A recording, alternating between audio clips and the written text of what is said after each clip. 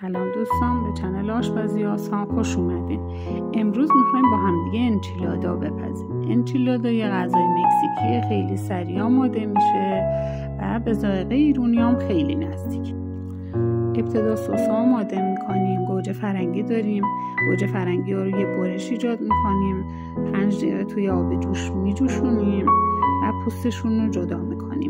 یه قاشق آرد رو با کره تفت میدیم. پوره گوجه فرنگی رو اضافه میکنیم.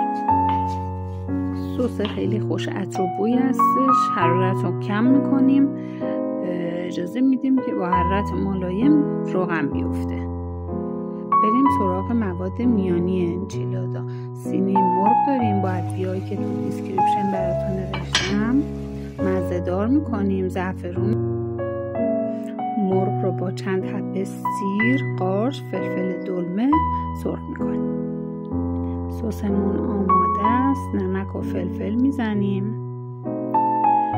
نون تورتیلا یا نون لواش توی تابه دو طرفش رو سس میمالیم و کنار میذاریم.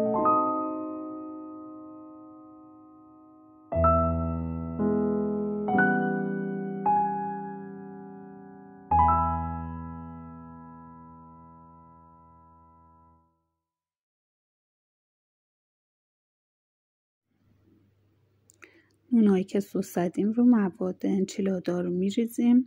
خورده پنیر پیتزا میریزیم، رول میکنیم و توی تابه میچینیم.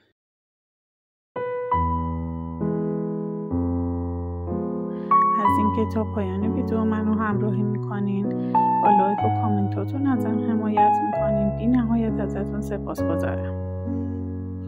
انچیلادای ما آماده است. میذاریم توی فر به مدت 20 دقیقه با حرارت 180 درجه. امیدوارم که بپزید و در کنار خانواده از خوردنش لذت ببرید. سپاس از همراهی.